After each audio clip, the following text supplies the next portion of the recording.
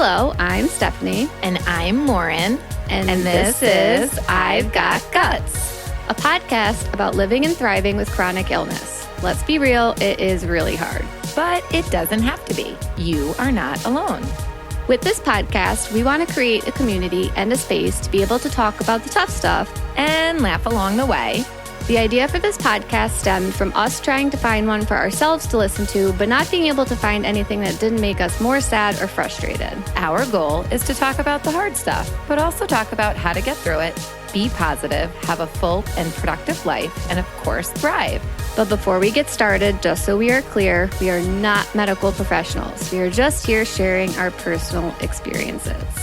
Hello, everyone. And guess what we finally get to say? What do we get to say? It's the last week of school. And we can also say happy summer. And it's summer. Today, the day we're recording today is the first day of summer. Nice. So happy summer and welcome back. Yeah, welcome back. All right, well, let's get into it, Rome. What do you want to start with today? Well, let's just, let's get our thorns out of the way. All right, you go first. Mine's a silly thorn. Okay. Oh my gosh. I feel like I can kind of relate to your thorn. So I went in for my baselines and my ultrasound to start our frozen embryo transfer. Oh, this is so exciting. And I got the go-ahead. My blood work was good. My ultrasound looked good. So Monday night, they were like, okay, take all your medicine tonight.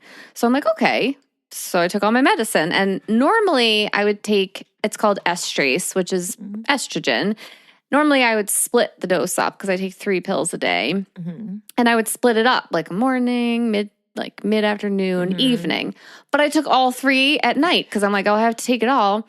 Well, I woke up the next morning and it was not pretty. Oh, no. Okay, is this the day you stayed home? Yeah. Oh. I was like violently throwing up. I was like weak and dizzy and so tired.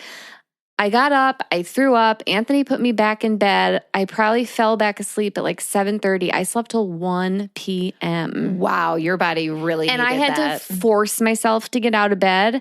And I was just like sitting on the couch, like shaking. I just felt so weak.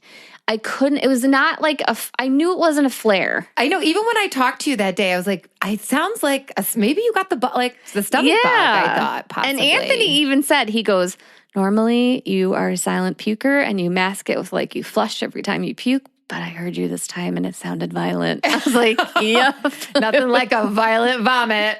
Kick off your day. I am just telling you, it sucked the life out of me. Like, I think actually I said to him, like, one of our cats, Mara, she would come in the room and it sounded like she was meowing like, Mom. And I would lift my head up and be like, I'm alive. And then like put my head back. I was out cold. Okay, so what is the cause of this? So it turns out, like, if you take too much estrogen at once, it can like constrict your blood vessels, which lowers your heart rate, your blood pressure, makes you nauseous, fatigued, and like I got slammed with all of those symptoms at the same time. So I overdosed on hormones, which only I would do something like that. Well, listen, you're talking to someone who overdosed on vitamin D one time. So here we are, us two. Oh my God. It was terrible. And of course, it's like the second to last week of school, I have to take a whole day off, which I was so hard. Pissed about. And just like, I'm an idiot. Like, well, I wasn't even thinking when I was just so excited that they were like, you can start preparing for your Take transfer. it all. She I'm takes it all. Yeah. So that was my thorn. It's like a rosy thorn kind A of. rosy thorn? I like a rosy thorn. What was your thorn? All right. Well, my thorn basically has to do with liars. I hate liars.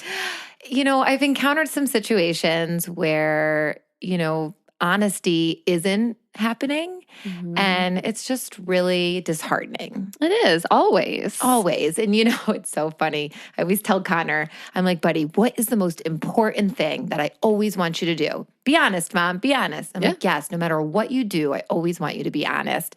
Even if it's hard. Sometimes being honest is hard and tricky, but in the end, honesty will set you free from any mistake you ever made. Yeah. So my thorn is really dealing with dishonest people. Yeah. But You know what? Dishonest people have to live with themselves. And how do they sleep at night is my question. Right. First of all, I'm the worst liar, even if I do tell a lie. Oh my God, me too. I can't do it. And I don't know how people sleep at night. So that's my thorn. It's a little disheartening, but all we can do is show up as our best selves and be honest. Make and sure set that example, we tell the truth. Right. And set that example, especially I think, just in my classroom, like for Connor, right? To just show that honesty is the best policy always. This reminds me of a book actually called We Were Liars. Ooh. Great book.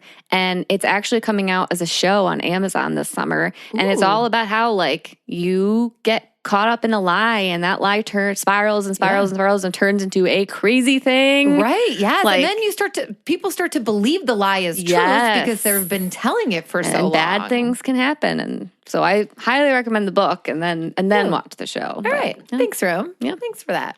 Well, let's do a shift now to our roses. Yeah, much better. We like roses. Yes. All right. What's your rose? So I think we've told people this, but every 6 weeks we get our hair cut and our hairdresser comes to one of our houses and there's a bunch of us and we get together. Well, you guys have all been hosting because I've been going through IVF and you've taken hosting off of my plate, which has been really nice. But I know you guys like it when I cook. Oh my gosh. Every time we're I was feeling it out. I'm like, I'll take hosting. I'm like, I just don't know what to cook. And then Rome's wink, wink. She's like, I'll cook something. I'm like, oh, great. Perfect. Thank you. So I ended up making one of my favorite recipes and it's finally hot here. So I was like, I'm not going to make a warm dish.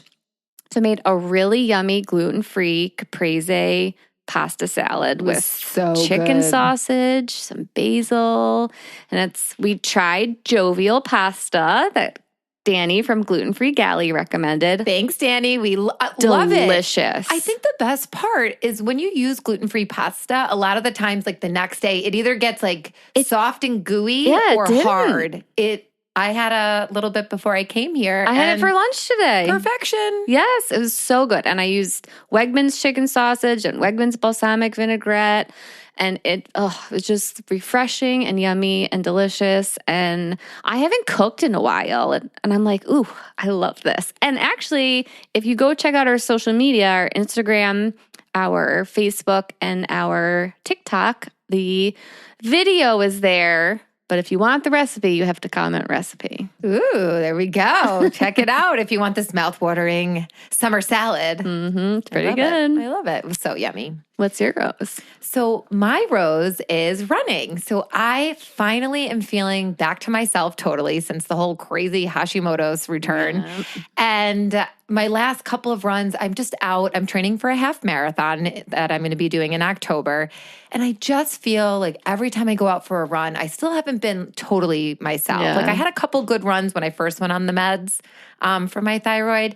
And then lately it's just been I'm running with a weight on me.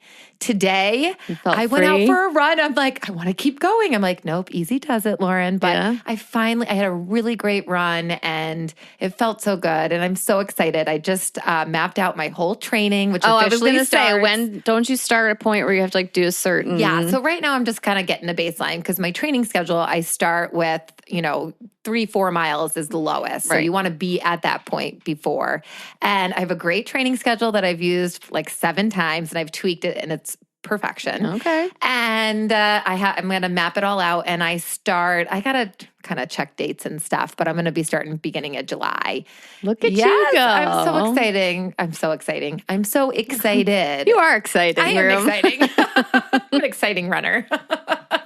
So yes, that's my rose. It feels good. I'm glad you're feeling better because running helps you so much. Oh my gosh, it does. Anytime I'm feeling crazy, down, stressed, I hit the pavement and I release. You release. You need to release sometimes. You sure do. All right. Well, let's get into our episode today. All right. So today's episode is one we've been wanting to do for a long time. It's called But You Don't Look Sick: Living with an Invisible Illness or Dynamic Disability.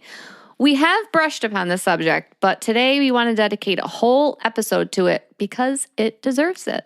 It sure does. And, this is for anyone who lives in a body that doesn't always cooperate, even when we look totally fine on the outside. We're diving into what it means to live with conditions that are often misunderstood misdiagnosed, or just completely missed altogether, aka me for 25 years undiagnosed celiac. Sounds familiar.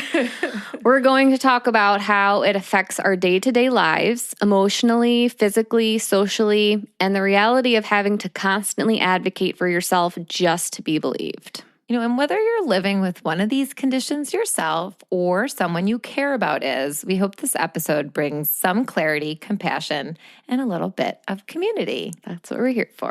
Sure is. So before we dive into personal stories, let's take a moment to define what we mean when we say invisible illness and dynamic disability, because language matters, and understanding these terms helps validate people's experiences.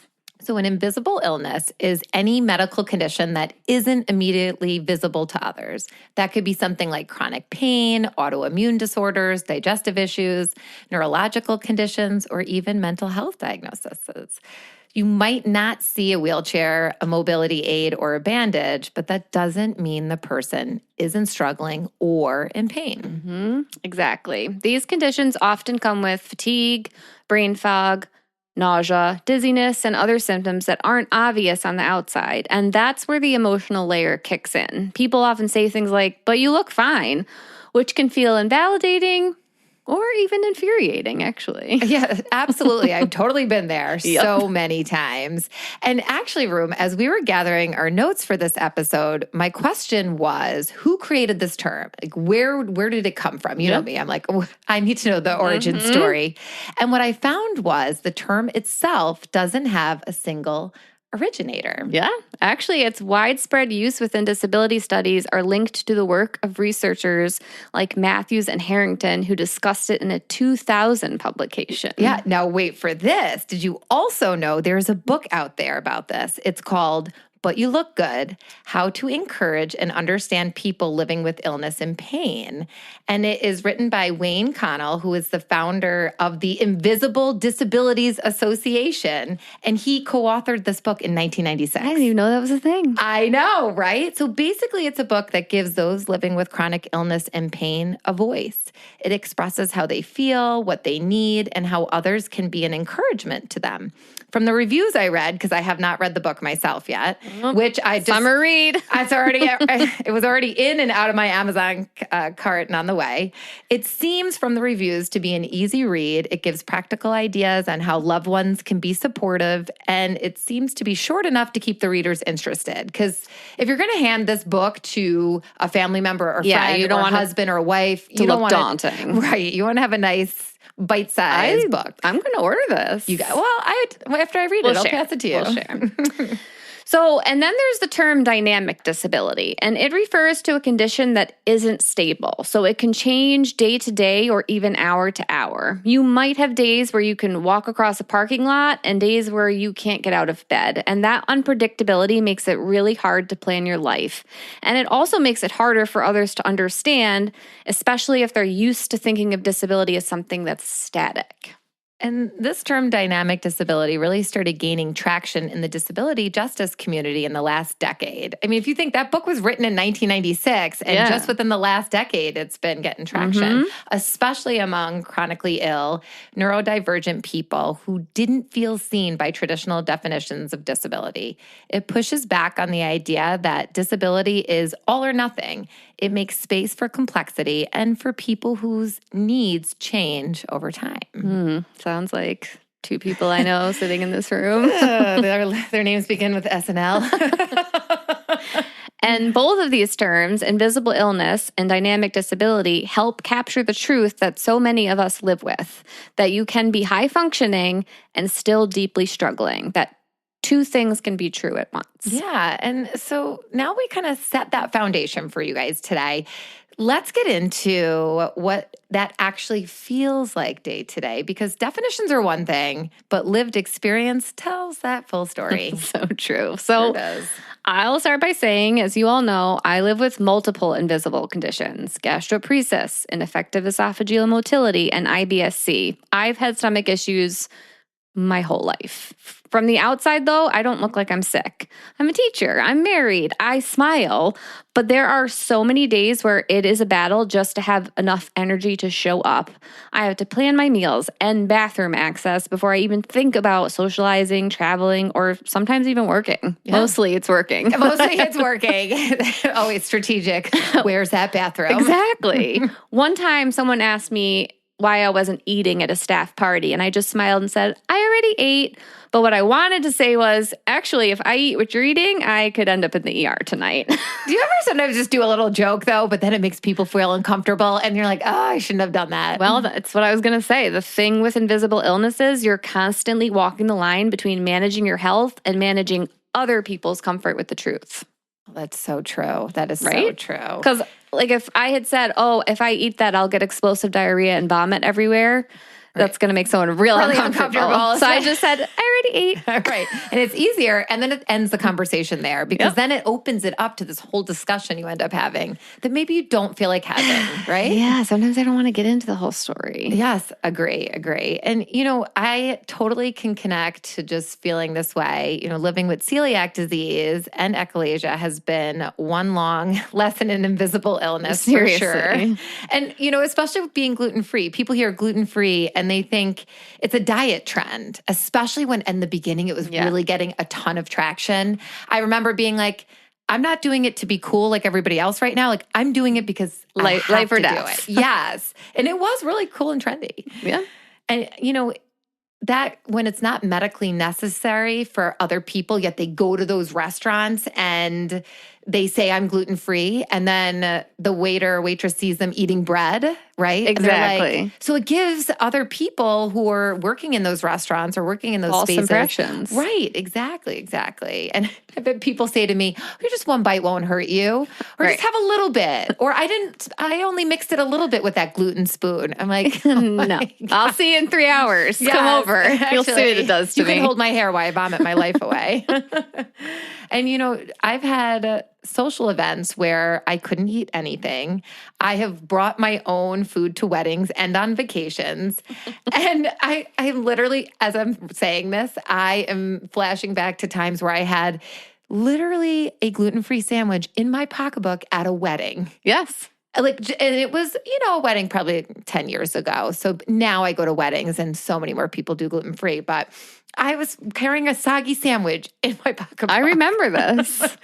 And what people don't always realize is that on top of the physical symptoms, there's that constant mental exhaustion from explaining, from navigating and protecting your body in a world that wasn't always built for it. Ugh. It is just draining. It is. And when I was making my decision about my health insurance and moving to a high deductible from the plan I'm on now, that was one of the biggest factors is that with high deductible, I'd have to really mentally think and manage my expenses and the money and what it costs. What I love and what I'm grateful for is my insurance that I could just show up. I don't even have to think about it. It is just covered. I have the copays and that's it, That's why I switched from high deductible to Anthony's insurance because I was having to save up so much money and figure out how do I pay this bill and meet this. It's terrible. Right. And we're already dealing with so much mentally. If we can make something easy, take something off our plate, soothe ourselves in a way that doesn't take up that, brain space, then do it. You do it. Yeah. For sure. Yeah. And then there's the you were fine yesterday thing. Oh, I hate that.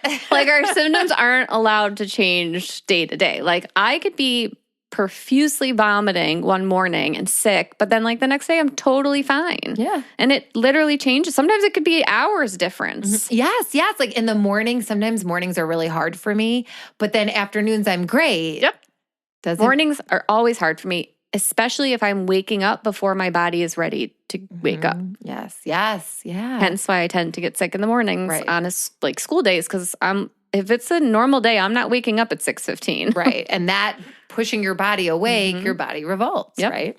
Yep.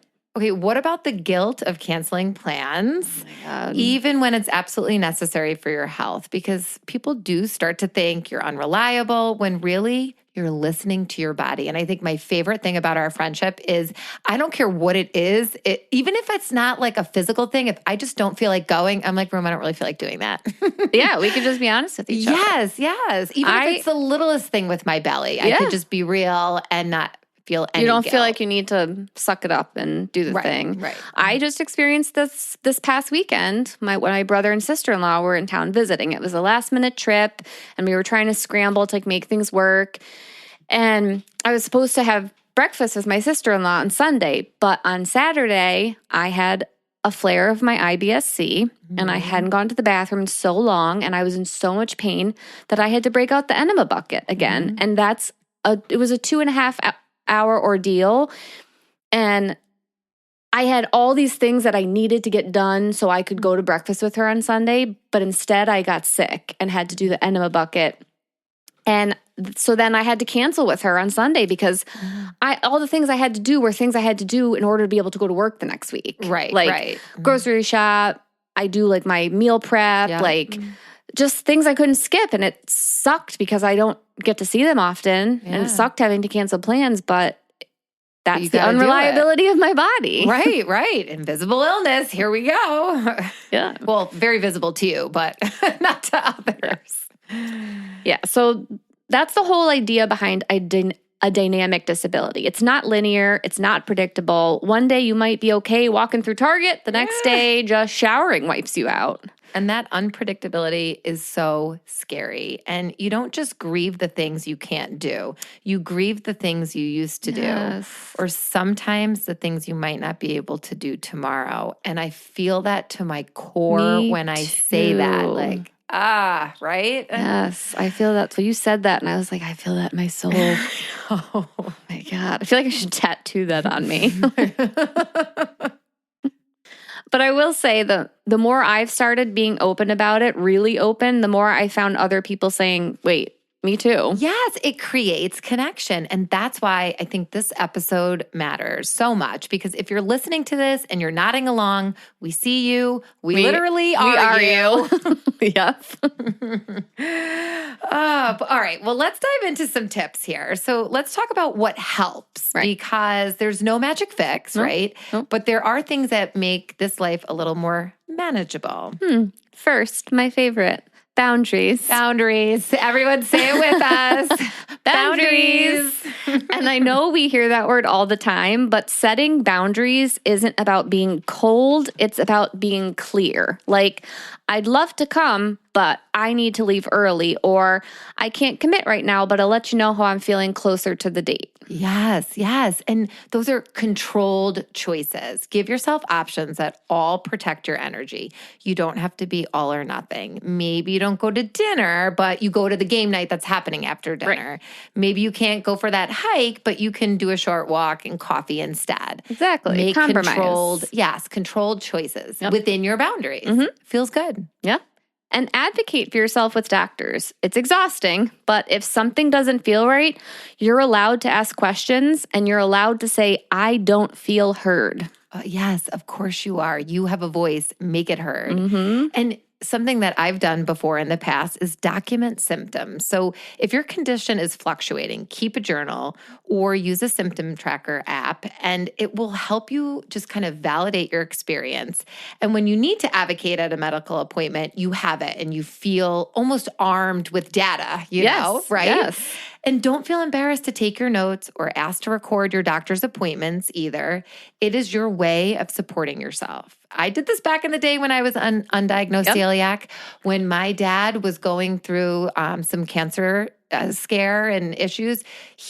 My mom, I think, recorded it. I think the doctor actually suggested to my parents, because it's emotionally charged, to record their conversation. And then my mom was able to play it back for my brother and I so we could hear the conversation they were having. So document those symptoms and advocate for yourself while you're there. You are allowed to do that because the doctor, sure, they're taking notes. And that's the thing. I hate when I go to the doctor and like they're sitting with their side to you just typing and you're like, who are you actually listening to me or are you focused on typing? I don't be like, eyes on me, eyes on me, doctor. And I get the report back sometimes that they typed and I'm like, but that doesn't cover everything that we talked about. So I think recording is a great way to capture, because you're not going to remember all the names of the medicines and the possible things that could be wrong. And so record it. Why not? Absolutely. Do you know my doctor's office recorded me last time, my primary care? Did I tell you this? No, but I love that. So they ask your permission, and the purpose is they record the conversation so they can look you in the eye, and they have AI, artificial intelligence, summarize it for them. But they also have the recording of it so that my doctor, Dr. Wise, Penfield Family Medicine, love her. A little shout out. She was so wonderful. And then I have to say, it was kind of funny because the summary, it was so detailed, was so on point, and even included like funny jokes I was cracking in there. I'm like, ooh, that was a good one. It was really hilarious. If you are a doctor and you're not doing this, please start. Right? We are begging you as patients. Please do this. That's amazing. You. Right? So, and one of my biggest lessons, this is a big one. You don't owe anyone proof of your pain or your illness. You can be sick and still look fine. You can laugh. You can post happy photos. You can go to the beach, and you can still be managing a body that makes daily life hard. Yes to that so much, right? All right. Well, there's one thing we want you to take away from everything we are sharing today. It's that your experience is real. Just because it's invisible doesn't mean it's imagined. It's not all in your head. I swear. If somebody says that to punch me, them. Just if someone says it to you, punch them. I mean, that was what they said to me as a child. Oh, it's all in your head. Oh, it's anxiety. Oh, it's all in your head. Yep, me too. Very frustrating. Very frustrating. Deep breaths there. Because just because it's dynamic doesn't mean it's inconsistent in meaning, right? Exactly. And if you love someone with an invisible illness, listen to them. Believe them. Don't ask if they're sure it's that bad or say something like, well, you should be better by now, right? Oh, I hate that comment. That's my least favorite one. Ask what they need and ask how you can show up. Yes. I'm just going to say yes. Because I know for me, I mean, I have Anthony now, but prior to having Anthony, it was like, can someone please come walk Rena for me? I can't do it. Right. It's like the dumbest things, but that helps. Yes, exactly. I remember so many times Sean would come over, I would come over when you were in a flare and we'd walk Rena or take Rena to our house and have a play with Kenzie just to help out. And, I think the biggest thing out of all of this is to remind you that you're not alone. There is a whole community out there, people living in that in-between space, just like you. You can also explore more. This is really fun room, and see the supports out there for you there's a site, invisibledisabilities.org. I went on there. I could not get over the wealth of just resources for you. There's videos to watch. There's interviews for you to check out. There's suggestions for different books. There's even a place where you can go and do some shopping and get things for your invisible illness to make things easier for you. That's amazing. It was amazing. So definitely go check that out, invisibledisabilities.org. Okay. So if this episode resonated with you, share it with a friend or a loved one. We also have linked some great articles and blogs to read in our show notes, along with some great people to follow who live with dynamic disabilities. And if you feel comfortable, message us, email us, or tag us. We'd love to know what invisible or dynamic conditions you're managing and what support looks like for you. And if you'd like us to do an episode focusing on something you are living with that we have not yet covered, let us know. We want everyone to feel supported through this podcast. We really do. And we look forward to hearing from you guys, for sure.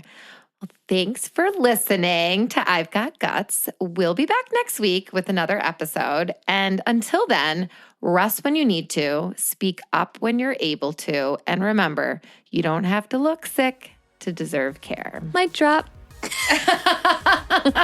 So thank you for listening. We, of course, really appreciate likes, follows, and reviews wherever you listen to your podcasts. You can find us at I've Got Guts Podcast on Instagram, Facebook, YouTube, and TikTok. And you can email us at I'veGotGutsPodcast@gmail.com. We'll see you next week. Bye, everyone. Bye.